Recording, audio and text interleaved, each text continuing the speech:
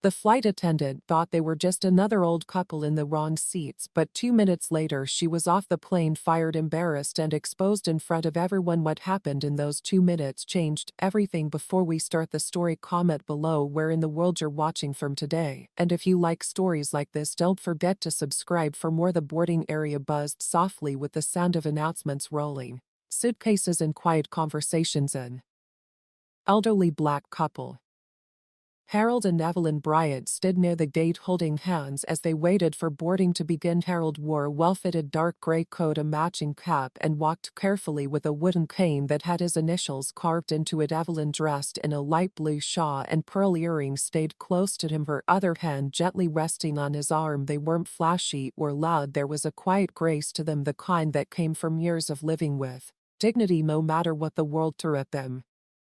When their boarding group was called, Harold and Evelyn walked slowly toward the gate. The airline agents scanned their tickets and gave a polite nod as they stepped onto the plane. The flight attendant stationed at the door, Kendra Harper, gave them a quick look. Her smile faltered for half a second. She watched them walk past and toward the business class section, her eyes following them longer than they followed anyone else. Harold and Evelyn reached their row and sat down. Evelyn carefully folded their coats and placed them in the overhead bin.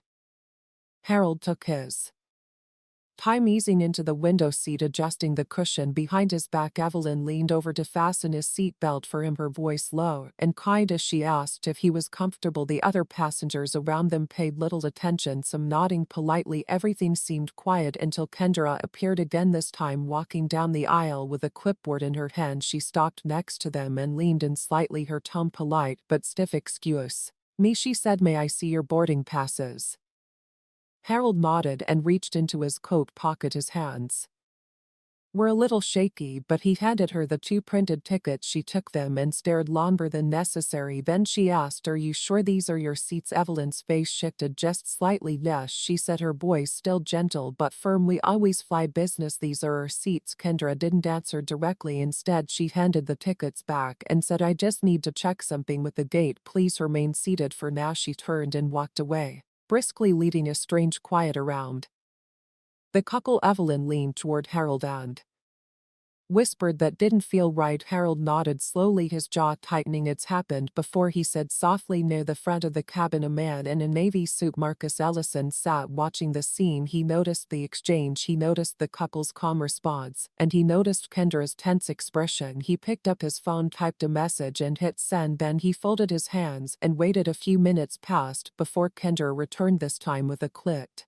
voice and more urgency. "I'm going to have to ask you both to step off the aircraft while we verify your reservation." Harold blinked. "Step off?" "Yes," she said quickly. "Just for a moment. We'll clear everything up." Evelyn stood up slowly. "We've flown this airline for over 30 years, she said, her voice quieter now, as if embarrassed. "We booked these seats months ago." "I understand," Kendra replied, but her tone had no warmth. "Please come with me." Other passengers were now watching closely. An older man a few rows behind leaned toward his wife and whispered something. A woman across the aisle frowned.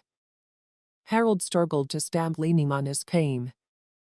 As Evelyn helped him steady himself, neither argued. They walked slowly toward the front of the plane, holding their dignity as best they could. As the couple stepped off, Marcus put his phone away. His face was calm, but there was something sharp in his eyes. He turned to the flight attendant standing nearby and asked, "Could you let the gate agent know? I'd like to speak with the supervisor." The attendant hesitated, recognizing Marcus. "Of course, sir," she said. Back at the gate, Harold and Evelyn stood quietly near the wall, ignored by most of the busy staff. Kendra was on her phone, speaking in low tones, frustration creeping into her voice. She didn't notice the airport manager walking toward her until he was right in front of her, and she had no idea that Marcus had just triggered something she would never forget. The airport manager, Douglas Price, arrived with a quick but steady stride. He had just stepped out of a meeting when he received a priority message from corporate flagged as urgent. The name attached to the alert had caught his attention immediately. "Marcus Ellison." One of the highest-ranking executives in the company, not someone who made noise unless there was a serious reason. Douglas walked up to the gate, eyes scanning the situation. When he spotted Kendra, he noticed her defensive stance, arms crossed and jaw tied. A few feet away, Harold and Evelyn stood quietly, saying nothing, their presence drawing confused glances from passengers still boarding. Kendra, Douglas said firmly. She turned quickly, surprised. Yes sir, step over here please. She followed him a few paces away from the couple. Douglas's voice lowered, but his words were sharp. Why are those passengers off the plane? Kendra glanced toward Harold and Evelyn, then shrugged slightly. Their tickets didn't seem right. I was just being cautious. Didn't seem right. Heather in business class, she said, her voice a little too quick. I thought there might be a mistake. Douglas narrowed his eyes. Did you scan the tickets? Yes. And were they valid? She hesitated. Technically yes, but I thought you thought. What? He cut in his tone, rising. You thought they didn't look like business class passengers? Kendra's face flushed. She opened her mouth, but no words came. Douglas didn't wait for her to recover. He stepped past her and walked directly to the couple. Mr. and Mrs. Bryant, he said, addressing them by name. I'm Douglas Price, Airport Operations Manager. I'm deeply sorry for the inconvenience you've just experienced. Harold nodded, but didn't speak. Evelyn gave a small smile, though her eyes remained tired and wary. We'll be returning you to your original seats immediately. Douglas said there was no issue with your tickets. This should never have happened. Kendra stood frozen near the gate desk, watching as Douglas turned back to her. Relieved from duty, he said plainly. Right now her eyes widened. Wait, what? You were just making assumptions. That's not protocol, that's not training, that's personal judgment, and there's no place for that in this company. Passengers nearby started whispering, and a few pulled out their phones. The atmosphere shifted fast. Kendra's voice dropped, her competence unraveling. Can I at least speak to someone from HR? Douglas didn't flinch. You'll have that chance, but not while wearing that uniform. He motioned for another staff member to escort her away. Kendra didn't say another word. She walked off the floor, her eyes darting between Harold, Evelyn, and the manager, a swirl of shame and disbelief written across her face. Meanwhile, Marcus had quietly stepped off the plane and approached Douglas. They exchanged a short nod. No need for a long conversation. The message was already loud and clear. Harold and Evelyn were gently guided back onto the plane by another attendant. As they walked back down the aisle, the silence from passengers said more than words ever could. Respect, regret, discomfort, all of it hung in the air. They returned to their seats, moving slowly but proudly. Evelyn helped Harold into his seat again and adjusted his pillow. She glanced toward the front of the plane but said nothing. The look in her eyes was calm but firm, not hurt, not broken, just done with excuses. Back near the gate, Douglas turned to Marcus. We'll issue an internal statement before the plane lands, he said quietly. Marcus nodded. Good, but that's just step one. The plane door was secured once again and boarding was complete. The engines began their low hum as the aircraft prepared for takeoff. Inside the business class cabin, the mood was no longer casual. Something had shifted. Most passengers sat stiffly, stealing glances at Harold and Evelyn without trying to look obvious. The whispers had died down, but the silence carried more weight than words. Harold sat upright, adjusting the small blanket draped across his legs. His cane rested against the seat wall. Evelyn reached into her bag and pulled out a small container of mints, offering one to him with a soft smile. He accepted it, nodding in quiet thanks. Neither of them had spoken much since returning to their seats. There was nothing left to say. They'd seen moments like this before, a quiet test of how far respect could be stretched before someone decided it wasn't worth giving. Further down the aisle, Marcus sat back in his seat, his phone resting on the tray table. He had already received a confirmation email from the CEO's assistant. A formal investigation was underway, and his written statement was being drafted by the legal team. His face showed no emotion, but there was a stillness to him, the kind that made people nervous without knowing why. He wasn't loud, but people like him didn't need to be. The new lead flight attendant, Julia, approached Harold and Evelyn a few minutes after takeoff. She bent down gently, keeping her voice low and respectful. Mr. and Mrs. Bryant, I just wanted to personally apologize for what you experienced earlier. It was unacceptable, and I want you to know that.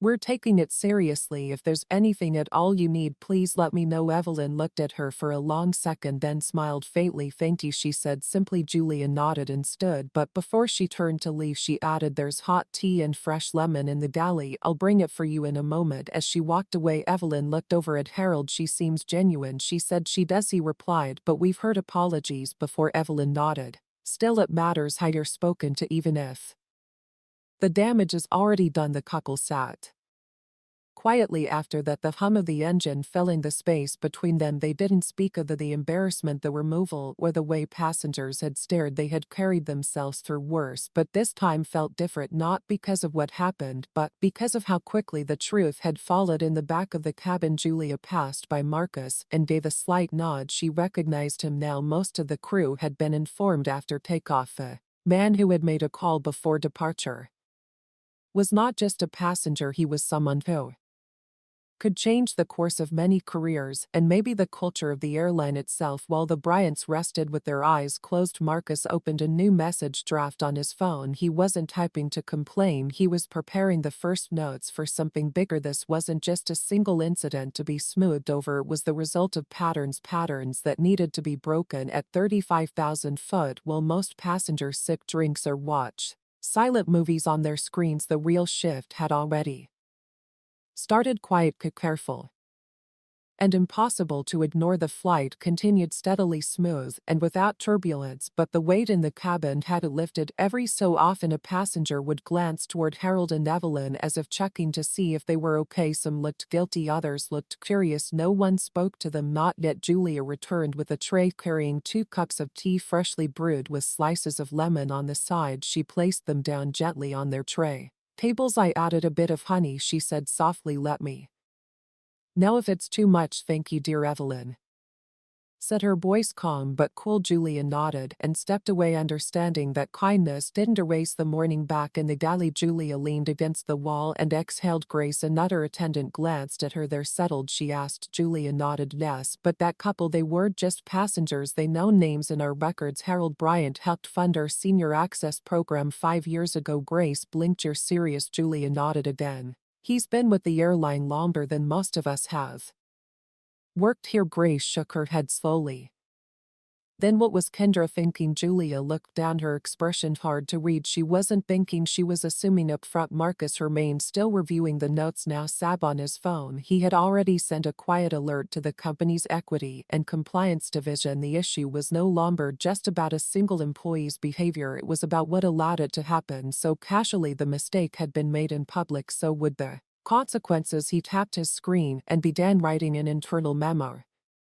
Flag: this is a failure in frontline judgment and training incident. Involved platinum executive passengers with flawless history. Flight staff made removal based on visual assumptions alone. Investigate previous reports involving same employee. Recommend fast-track disciplinary review. He saved the draft, knowing the weight it carried. When someone at his level sent a message like that, it didn't disappear into a folder, it created meetings, urgent ones. An hour passed. The flight remained quiet. Evelyn read a magazine without much focus, and Harold closed his eyes, though he wasn't sleeping. Every few minutes he would shift slightly, adjusting his legs, his cane resting nearby like a quiet witness to everything they'd just been through. The man seated across the aisle from them leaned over slightly. I saw what happened earlier, he said gently. I'm really sorry. Evelyn looked up, surprised for a moment. We all saw it, the man continued. It wasn't right, and I just wanted you to know that. Harold opened his eyes and gave a small nod. Thank you, he said. It means something. There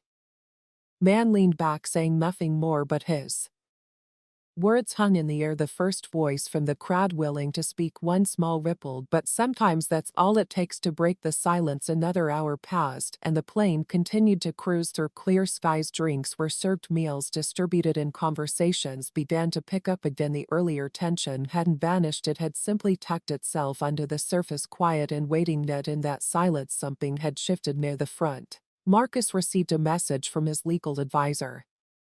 Review board has Been notified. Human Resources has opened a formal incident report, internal policies under immediate review. Do you wish to make a public comment? Marcus didn't respond right away. He read the message twice, then closed his phone. Timing mattered. Speaking too soon could look like a headline. He didn't want a reaction, he wanted results. Across the aisle, Harold glanced at Evelyn. She could feel his eyes before he spoke. You all right? She gave him a small nod. Yes, but I'm still thinking about it. About her, he asked. She shook her head. About how quickly it happened, how simple it was for her to decide we didn't belong. Harold didn't answer right away. He took a sip of his tea, now lukewarm, and placed the cup back down. She didn't even ask herself if we'd been here before. Evelyn continued. She just saw us, and that was enough. He looked at her, the lines around his eyes deeper than before. It's always enough for people like that, he said quietly. Further down the cabin, a vendor woman who had seen the whole incident finally stood up. She walked over to Julia in the valley and spoke in a low voice. Was that couple put back in their seats? Julia nodded. Yes, ma'am. The woman glanced back toward Harold and Evelyn. I don't know them, but I know what I saw, and that shouldn't have happened. Julia listened, her hand still over the tray she was preparing. The woman added, that flight attendant. She looked right at them like they were trespassing, and no one stopped her. Julia's jaw tightened. She's been removed. She won't fly again until this is over. Maybe not ever. The passenger nodded. Good. Someone needed to see it from the beginning. Someone needed to see how fast it happens when you're just trying to exist. Meanwhile, Marcus opened his phone again. He wrote a short reply to his legal team. No public comment yet. Let the company move first, but if they fail to act fast, prepare full statement with names, dates, and timeline. He hit send and leaned back, closing his eyes for the first time during the flight. The woman returned to her seat, pausing briefly beside Harold and Evelyn. She placed a small note on their tray table, folded neatly, and gave Evelyn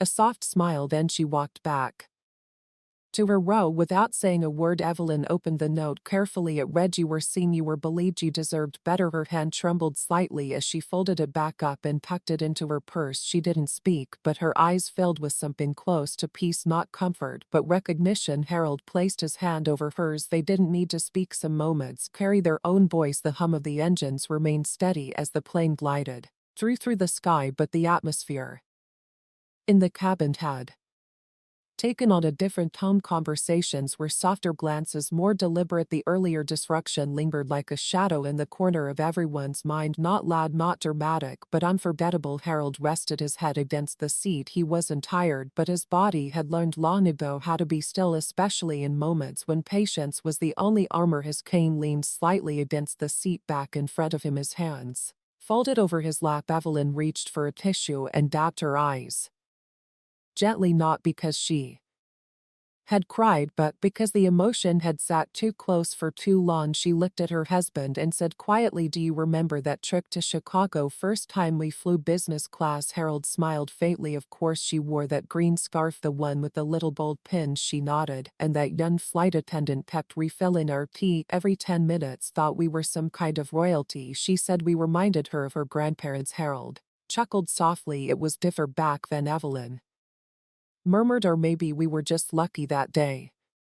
Harold didn't answer. He didn't have to. They both knew that what happened earlier wasn't new. It wasn't surprising, just disappointing and worse. Familiar. Behind them, a man in his mid-40s, dressed in a short-sleeve shirt with headphones around his neck, slowly leaned toward a nearby passenger. He spoke in a low voice. I've never seen anything like that. They didn't say a word when they were told to leave, just got up and walked out like they'd done it 100 times before. The woman beside him replied, that's probably not the first time they've been treated like that. He paused. That's what I mean, the way they didn't fight it. It's like they expected it. Neither of them spoke after that. At the front of the plane, Julia stepped into the cockpit, briefly speaking with the captain. Her voice was calm, but her expression was serious. The captain nodded, reached for the overhead communication switch, and pressed it. A moment later, the cabin speakers came on. Ladies and gentlemen, this is your captain speaking. I want to take a brief moment to address something that happened earlier on this flight. Some of you may have witnessed it, and for those who didn't, it's important we say this clearly. All passengers aboard this flight deserve to be treated with equal respect and dignity, no matter what they look like, where they sit, or how they travel. There was a brief pause. The sound of the engines continued under his voice. The airline is taking the earlier situation very seriously, and I want to personally apologize to those directly affected. We We'll make this right. The intercom clicked off. The silence that followed was heavy, not awkward, but meaningful. Heads turned slightly. Some passengers looked at Harold and Evelyn, others looked at Andy. What to feel, but it was no longer something to ignore. Marcus glanced at his phone again. Another message came in, this time from the Vice President of Operations. We've reviewed the preliminary report. Full internal review is underway. Legal wants to debrief with you upon landing. Do you want to join? Marcus typed a single reply, yes, and this time I'm not staying silent. Meanwhile, back in business class, Evelyn reached into her bag and pulled out a small leather journal. The cover was worn, the pages lined with careful handwriting notes from their travels, names of cities, quiet moments worth remembering. She opened it to a blank page and began to write slowly and carefully. March 27th, Flight 894. We were seen, we were questioned, then we were heard. For once someone didn't wait too long to listen. She looked over at Harold. He was already watching her, faint smile on his face. She smiled back. Outside the windows, the sky stretched wide and clear. Inside the cabin, something had changed, not completely, not enough to fix everything, but just enough to remind them and everyone watching that silence wasn't always the safest seat. The minutes moved slowly as the plane continued its course, but something about the air felt different now, heavier in some ways, lighter in others. There was no dramatic shouting, no confrontation left hanging in the aisle. Instead, the weight of quiet reflection settled over the passengers like a blanket they hadn't asked for. Conversations had softened and eyes had turned inward. A moment of bias, brief and casual to some, had now forced an entire cabin to confront something most pretended wasn't real. Harold looked out the window, his face steady. The clouds outside rolled slowly beneath them, silent and less. He had always found peace in flying, the way the world seemed smaller from above, how the noise faded at 35,000 feet, but not today, not after what happened today. The clouds didn't bring peace, they only reminded him that no matter how high you flew, some things always followed you. Evelyn closed her journal gently and placed it back in her purse. She turned toward him and said softly, do you think she regrets it? Harold didn't turn his head. Which one, Kendra? He thought about it for a long moment. Regrets easy when people are caught. The real question is whether she understands why she was wrong. That's the part most people miss. Evelyn nodded slowly. It's not about the mistake, it's about the belief behind it. Meanwhile, in the first row of economy class, a college student named Rafi sat quietly scrolling through a thread on social media he had posted early during boarding, describing what he witnessed. The elderly couple removed the uncomfortable silence. The flight attendant's tone. His post had started to gain attention. Comments were flooding in. Unbelievable, this keeps happening, people need to stop acting surprised. Tagged the airline, hold them accountable. Rafi bit his lip as he read. He hadn't meant to start anything, but seeing it unfold in front of him, watching two kind elderly people being questioned without cause, had shaken something in him. He refreshed the screen. The post had crossed 12,000 likes and counting. Further ahead, Julie and Grace quietly discussed the aftermath. They stood behind the curtain and the galley, voices low. She should have just asked herself one question, Grace said. Would she have done that if they looked like someone else? Julia didn't answer right away. She poured 2 cups of water and handed one to Grace. You know what gets me, she said finally. It wasn't even what she said, it was how she looked at them, like they were doing something wrong just by sitting there. Grace nodded, her jaw tight. That look is what people remember. Julia leaned against the counter, tired. I hope this isn't just about her losing the job. I hope they actually change something. They have to, Grace replied. Too many people saw it. This one will go quiet in business class. Harold leaned his head back again, staring at the ceiling. He wasn't angry. He'd long passed that point in life, but he was tired, not physically, but in a deeper, heavier way. Tired of being expected to handle things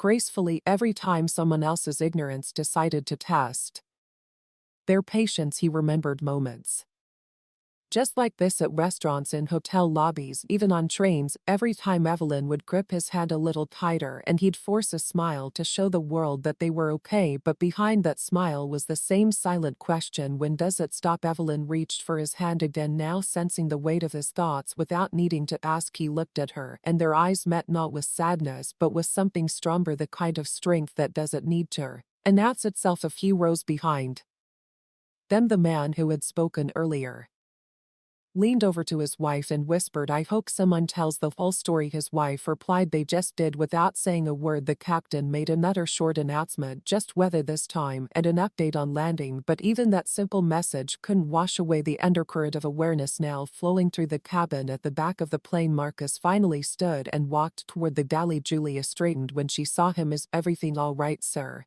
Marcus looked calm as always.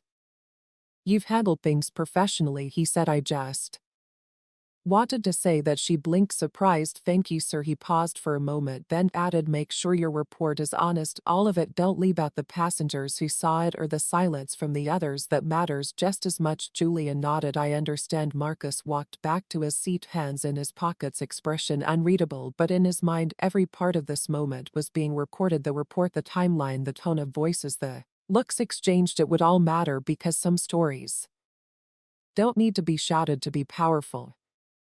Some are loudest when they're quiet. Witness remembered, and impossible to ignore. The flight began its slow descent, and the seatbelt signs lit up. Flight attendants moved through the aisles with practiced grace, chucking overhead bins, reminding passengers to stow their trays and return their seats upright, but no one really paid attention to the safety reminders. Most were still thinking about what had happened earlier. You could feel it in the way people sat, a little stiffer, a little quieter, eyes moving more than mouths in business class.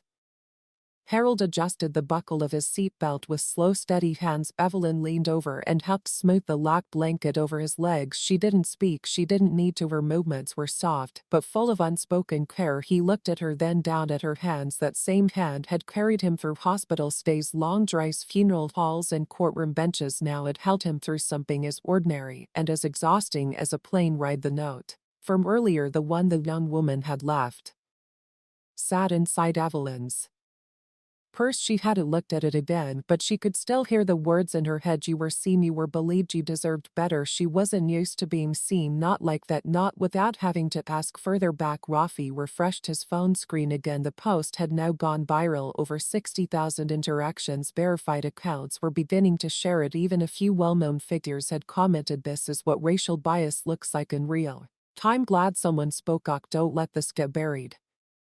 Someone had tagged a news outlet, then another. The story was moving faster than he expected. His hands trembled slightly as he locked his phone and looked around the cabin. From the outside it looked like a normal flight, just another landing, but he knew something bigger was happening. This wasn't just about two people being mistreated, it was about how everyone else reacted when they saw it back in the galley. Grace leaned against the counter, folding her arms. "He's one of them, isn't he?" she said to Julia. "Who, that man in seat 1A?" "Marcus Ellison." Julia nodded slowly. "He's not just with the company, he's high up, legal affairs, corporate ethics division." Grace exhaled. "So he saw everything." "He saw enough." Julia paused, then added, "And now everyone else will too." At that moment the intercom chimed again. The captain's voice came over, calm and direct. "Ladies and gentlemen, we'll be landing in approximately 10 minutes. Please ensure your seatbelts are fastened and all personal items are stowed. On behalf of our crew, thank you for flying with us today." Evelyn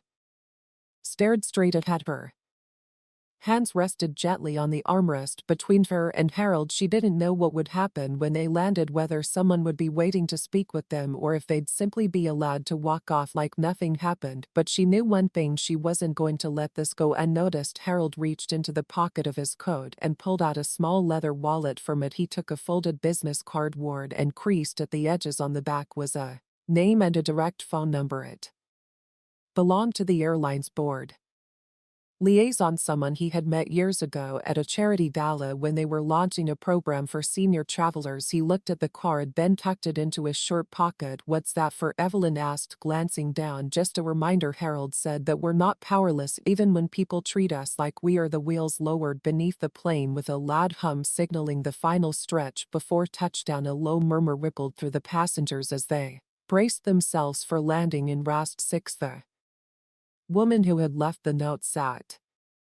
quietly, hands folded in her lap. She didn't look back at the couple. She didn't need acknowledgement. She just hoped they knew someone had their back, even if it was a stranger. Marcus sat upright, seatbelt fastened, phone in hand. The screen showed a draft email already typed out and addressed to the CEO in the internal leadership board. The subject line was clear: Incident Report, Flight 894, urgent action required. He hadn't hit send yet. He was waiting for the landing, for the moment the plane touched the ground that's when his work would begin, not with complaints, not with threats, with change, real structured unavoidable change. The plane lowered through the clouds, the city lights below growing brighter, and inside that cabin full of strangers, secrets, assumptions, silence, and one terrible mistake. Every passenger waited, each in their own thoughts, knowing that what had happened on this flight would not end at the runway. It had already begun to follow them. The plane landed with a smooth, practiced jolt. The tires met the runway with a deep grumble, and the brakes hummed.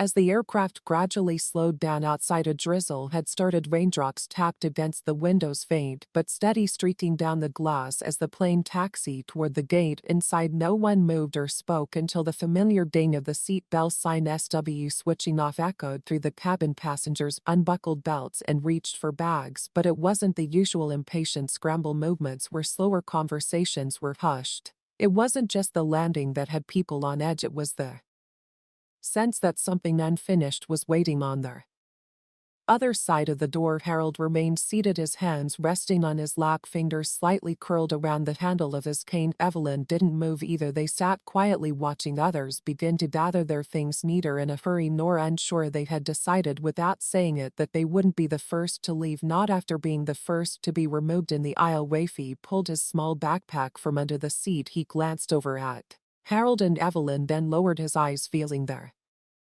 weight of the moment. He still hadn't posted anything more since the flight took off, but his phone buzzed with notifications. Every few seconds a message popped up from a journalist. Sire Thread, would you be open to a statement? He didn't reply. Not yet. This wasn't about going viral, this was about something real, and it deserved more than a few lines online. Up front, Marcus remained seated, as well, his laptop now open on the tray table. His hands moved quickly, fingers pressing keys. With quiet urgency, he was finalizing the internal report. Every detail was included. The moment Kendra approached the couple, the exact time they were asked to leave, the passengers who saw it in the specific sections of the company's anti-bias training policy that had clearly been ignored. He finished the report, attached the relevant timestamps and witness notes, and paused only for a second before hitting send. The email disappeared into the system, copied to the CEO, the legal team, the board, and one senior advisor who handled internal investigations. This wasn't a complaint, it was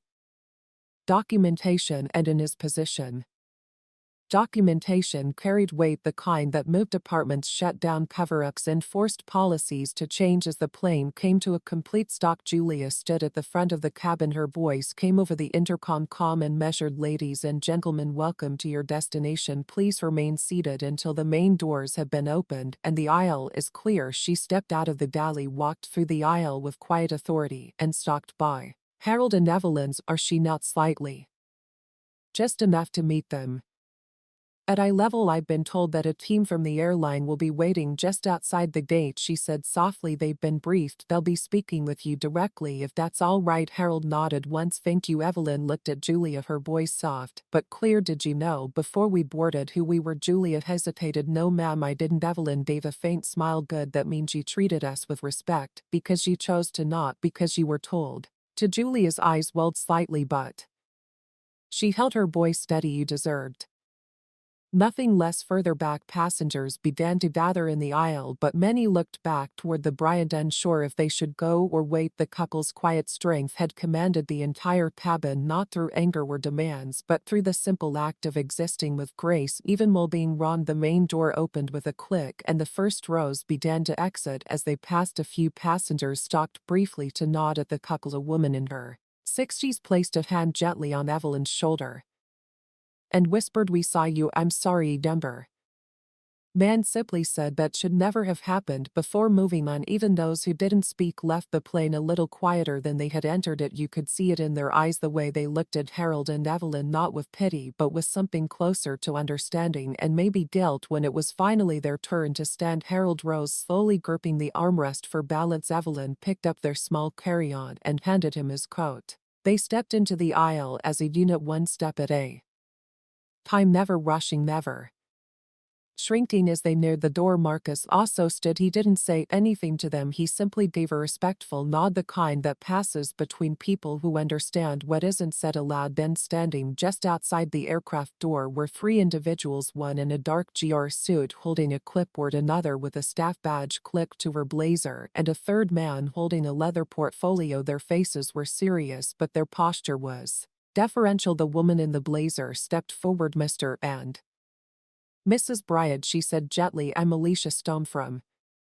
the executive relations team. We're deeply sorry for what happened today, and we'd like to speak with you privately before you leave the terminal." Harold looked at Evelyn, then nodded once. "Lead the way," and with that they stepped off the plane, not as passengers who had been removed, but as people who had been wronged and were now being met with the beginning of something that looked finally like accountability. The hallway just outside the jet bridge had been cleared. No passengers lingered, no staff milled about. The usual hustle of arrivals was held at a respectful distance. Harold and Evelyn walked with slow, steady steps side by side behind the airline representative Alicia, who guided them through a private security corridor toward a quiet conference room tucked behind the terminal's main concourse. Alicia's voice was calm, but there was urgency beneath it. "We've arranged a private space so you won't be disturbed. There are some things we'd like to go over with you, and the Vice President of Customer Relations will be joining us shortly." Evelyn nodded politely, but her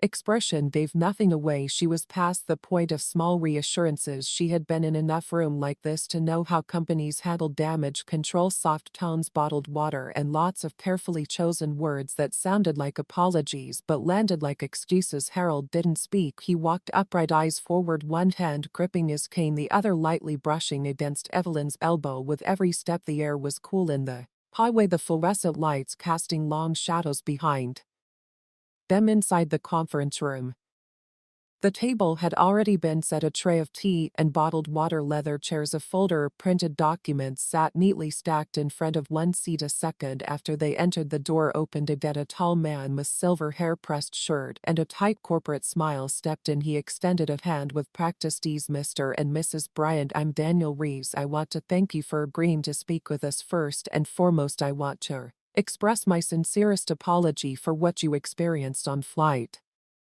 894. I've reviewed the preliminary incident notes, and I assure you what happened should never have occurred." Harold didn't take the offered hand right away. He glanced at Evelyn, who gave a slight nod, then shook Daniel's hand briefly before taking a seat. Evelyn followed, folding her coat neatly in her lap. Daniel sat across from them, his posture respectful but stiff. He cleared his throat. "Before we proceed further, I want you to know that the employee involved, Kendra Harper, has been immediately suspension suspended pending full review. The onboard manager made the call to remove her from duty after reviewing passenger accounts and verifying their tickets. We know," Evelyn said calmly. Daniel looked slightly thrown by the interruption, but recovered quickly. "Good transparency is important to us. We're currently conducting a thorough internal review. We've spoken with several passengers, some including a corporate observer who happened to be aboard, have already filed formal reports." "Corporate observer?" Harold repeated slowly. "You mean Marcus Ellison?" Daniel blinked. "Yes, she know him. We've crossed paths," Harold said with a faint smile.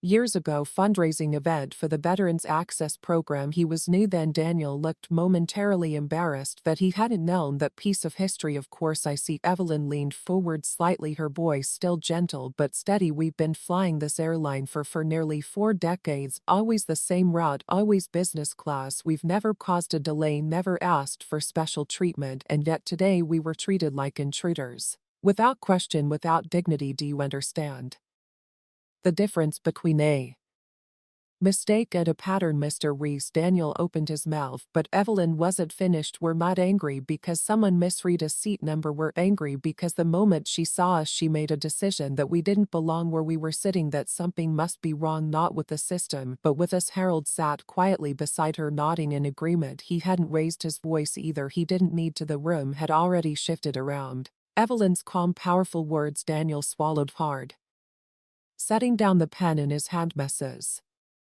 Bryant, you're absolutely right, and I won't insult you by pretending this can be undone with a statement or a voucher. What happened exposed failures on the individual level, and within our internal systems we want to make this right, not just for you but for what you represent. And what is that? Harold asked. Low loyalty, patience, dignity, Daniel replied, and the thousands of other passengers like you who fly without recognition but deserve better. He opened the folder in front of him. Inside were several items: a formal apology letter signed by the CEO, a printed commitment plan outlining new training protocols, and a drafted public statement acknowledging the incident. We want your input, he continued. We want this to be more than an internal correction. We're not asking you to fix this for us, but to help make sure we don't repeat it. Evelyn reached for the folder, her eyes spanning the first few lines. She said nothing for a long time, then she looked up and asked, and if we don't agree, if we say your statement isn't enough? Daniel didn't hesitate. Then we go back, we revise it until it's right. Harold leaned back, letting the moment settle. He had heard many promises over the years. Most were made to quiet a story, not to change a system, but something about the tension in Daniel's shoulders, the way his hand stayed open on the table, suggested this wasn't just about public image, at least not entirely. Finally, Harold said, then let's start with the wording, because I'm not interested in an apology that sounds like it was written for everyone. I want one that sounds like it was meant for us. Daniel nodded. Understood. Outside the room, the airport bustled like normal. Travelers hurried to gates. Announcements echoed overhead, but inside something rare was happening. A conversation where the truth wasn't being softened, a moment where two voices long ignored were finally being heard without interruption, and that alone made the silence worth breaking. Time moved slowly inside the quiet conference room, though the airport beyond its doors was turned on like any other day. Luggage wheels rolled, boarding groups were called, families hurried toward connections, but within those four walls the conversation between Harold, Evelyn, and Daniel took on a rhythm that had nothing to do with gate numbers or boarding times. It was the rhythm of people finally saying what had gone unsaid for years. Evelyn read each page of the proposed public statement word by word. She didn't skim, she didn't rush. The paper in her hand held more than a corporate message. It was to her a test of sincerity. She looked for what was missing, not just in the phrasing but in the tone. The language was clean,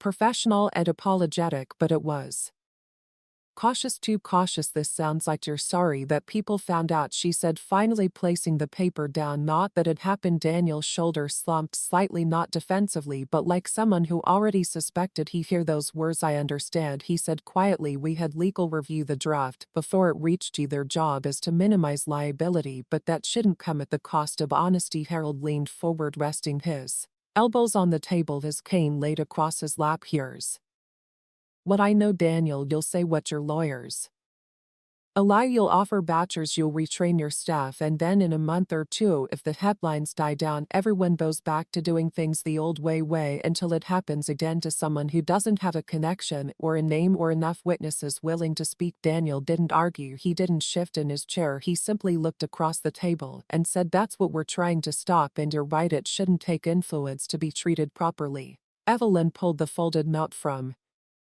her purse, the one given to her on the plane by the young woman. She unfolded it carefully and placed it on the table between them. You know why this meant more than anything in your folder, she asked. Daniel glanced at the words written in pen. You were seen, you were believed, you deserve better. Evelyn tapped the paper with her finger because she had nothing to gain by writing this. No title, no script, no camera, just decency. That's what your employees need more of, not policy refreshers, not 6 slides on unconscious bias. They need to be reminded that every person who steps on your plane deserves to feel like they belong. Daniel nodded slowly, his expression tight. We started reviewing internal training protocols, not just customer-facing modules. We're adding live scenarios, real-world footage, and this incident will be part of it. Harold's eyebrows lifted. You're putting us into your training only with your permission, Daniel said. Not just what happened, but how it was handled, and how it should have been handled, and more importantly, how you responded. You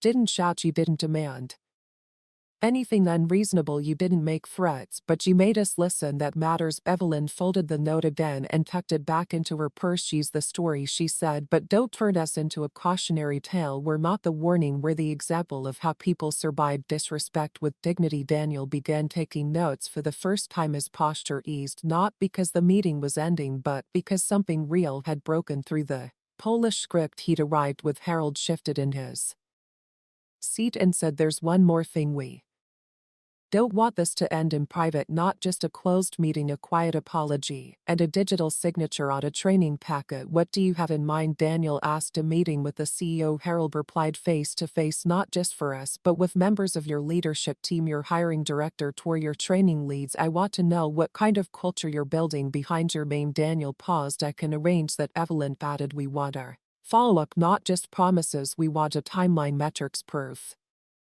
Not because we need compensation, but because if you don't change this, someone else will suffer it next, and they may not have the voice or the patience to wait for your apology." Daniel nodded more firmly this time. "Understood. We'll schedule the meeting within the week." He stood, and so did they. No handshakes this time, not yet. The moment was too heavy for formal politeness. The weight of the past hours, the humiliation, the removal, the unexpected vindication still lingered between them. As Harold and Evelyn exited the room, Daniel followed them partway down the hallway, watching as they disappeared around the corner, escorted quietly by Alicia toward the main it. Inside the conference room, the papers on the table fluttered gently beneath the air bent. The public statement remained half-edited, the apology letter and signed, but for the first time that day it felt like something had truly started, not with policy, not with press, but with truth, and two people refusing to let that truth be smoothed over. Outside the terminal, the evening air was cool and damp, the earlier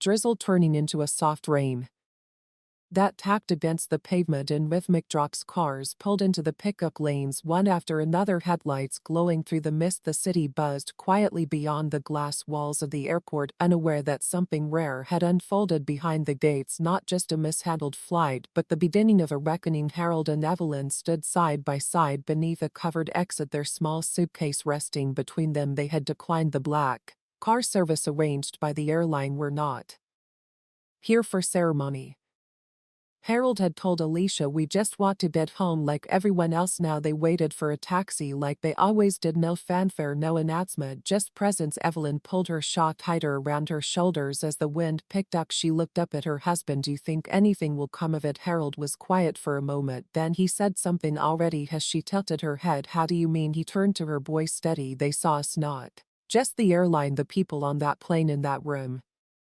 watching all mine. They saw what it looks like when someone crosses the line, and you don't yell, don't scream, don't back down, just stand there and don't move. That's what stayed with them." Evelyn gave a soft hum, the kind that meant she agreed but wasn't ready to let it settle. "But will they remember?" she asked. "They won't forget," he answered, "because we didn't let them pretend it didn't happen." A yellow taxi pulled into the lane. The driver stepped out, popped the trunk, and gave a small nod as he recognized them, not as celebrities, not as passengers who had made a scene, but as people who had been watched, wronged, and respected. They got in without a word as the car merged into the stream of vehicles. Evelyn looked out the window. The city lights blurred past, street lamp signs, buses, each one flickering like a passing thought. Her phone buzzed in her lap, a text from an unknown number. "Mrs. Bryant, this is Julia, the flight attendant. I just wanted to say thank you. You didn't know me, but you reminded me why I took this job in the first place. I saw how you handled everything. I won't forget it."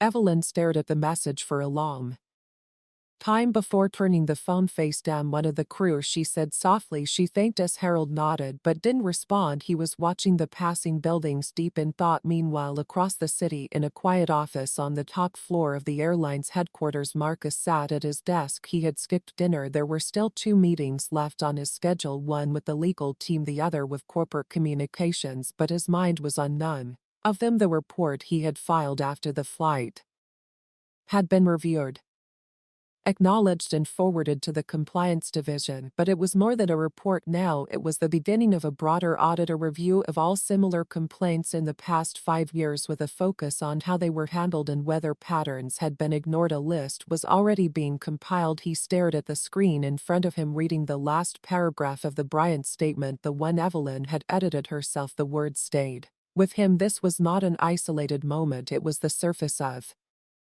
something deeper, something quiet, polite, and dangerous. If you want to fix it, start by believing people when they tell you it's real, then act like it. He leaned back in his chair, letting the sentence settle. His assistant had asked earlier if they should prepare a press release, a media strategy, some coordinated posts across social channels. He had said no, let the apology be simple. He told her let the change be loud. Back in the taxi, Evelyn rested her head lightly against the window. Harold's hand found hers on the seat between them. She turned her palm to meet his, and for a few minutes, neither of them said anything. It was not the first time they had been disrespected. It would not be the last time someone underestimated them, but something about today felt different. This time they hadn't been expected to fight, they hadn't been forced to shout. This time the world had leaned in and listened. At that same moment, in a small apartment on the other side of town, Kendra Harper sat at her kitchen table, a half-drunk cup of coffee growing cold beside her. Her phone had been silent for hours. No calls from HR, no outreach from her colleagues, just a wall of stillness on her screen. The news was everywhere. The story had been picked up nationally. Flight attendant removed mid-flight after elderly couple removed without cause. She read the headline 3 times. The comments underneath were brutal. This is why people don't trust airlines. It's always the quiet racism. Imagine doing this to a couple who helped build the company you work for. She turned off the screen, stood slowly, and looked at her reflection in the kitchen window. She didn't recognize herself. For the first time, she wondered what the Bryant had seen when she looked at them the way she did, not as people but as suspicion. She lowered her eyes and whispered, I didn't see them. But now it was too late not to. Back in the cab, Harold looked over at his wife. What do we do next? Evelyn looked straight ahead. We wait, she said, and we watch what they do when no one's looking. The following morning the world had changed in quiet but unmistakable ways. By the time the sun filtered through the windows of Harold and Evelyn's home, the story had spread far beyond the confines of social media threads and airline reports. News channels were running the headline on repeat. Respected elderly couple removed from first-class seats sparks national outrage. Accompanying the reports were snapshots not of chaos or confrontation but of stillness. Harold standing with his cane, Evelyn clutching her shawl, both of them composed, dignified, and unmistakably wrong. The media wasn't focused on yelling or lawsuits. The power of the story came from its quiet truth, the grace with which 2 people held themselves when their worth had been questioned, and the way an entire flight had watched it happen. At the breakfast table, Evelyn sipped her tea, flipping through channels without stopping. Every station had a panel. Anchors debated how incidents like this continued to happen. Analysts spoke on unconscious bias. Civil rights advocates reminded the public that this wasn't about one couple, it was about how systems, both corporate and cultural, silently push people to the margins. Harold, dressed in his usual dark cardigan, sat across from her, reading an email on his tablet. It's from the CEO's office, he said. Evelyn looked up. And they've confirmed the meeting for Friday. Senior leadership will be there. They've also asked if we'd be willing to share our recommendations for future staff training. Evelyn leaned back in her chair. Only if they're serious about listening, not nodding politely. They've also offered to let us review their updated apology before it goes public, Harold added. Evelyn sighed. They're learning slowly. At that same hour, inside the glass-walled boardroom of the airline's headquarters, tension sat thick in the air. Executives shifted in their seats as Robert Langston, the CEO, stood at the head of the table. He held the printed statement in his hand, eyes scanning the room. This is not a PR crisis, he said, his voice calm but firm. This is a credibility crisis. If we fail to act boldly, we will just lose customer trust. We'll lose the trust of our own employees. One executive, a woman with sharp glasses and a tablet full of stats, spoke up. The numbers are already changing. We've seen a spike in cancellations from loyalty members, and dozens of former customers are demanding to know how we're responding. Silence isn't an option. Robert turned to Marcus, seated quietly at the side of the room, hands folded. You were on that flight, you saw it all. What do you recommend? Marcus didn't hesitate. Full transparency, not just with the statement. We need an independent audit of our customer service practices. Every incident report involving perceived bias we need to publish the findings. Someone scoffed. Softly Robert turned. You disagree? No, so the man replied. Just that'll be a storm. Marcus's voice was quiet but clear. That storm has already started. We either get soaked standing still or move through it and come out clean. The room fell silent. Later that afternoon the airline released a formal public statement to our passengers, our staff and the public on Flight 894. Mr. and Mrs. Bryant, long-standing loyal customers, were removed from their rightful seats without just cause. We acknowledge that this act was rooted in an employee's personal judgment, not airline policy. While we cannot undo the harm caused, we are taking immediate concrete steps to ensure it never happens again. This includes the full termination of the employee involved, an independent audit of past complaints related to discriminatory treatment, and a total overhaul of our training systems with direct guidance from those who have lived through the harm our systems fail to prevent. We thank the Bryant for their patience, their grace, and most of all their honesty.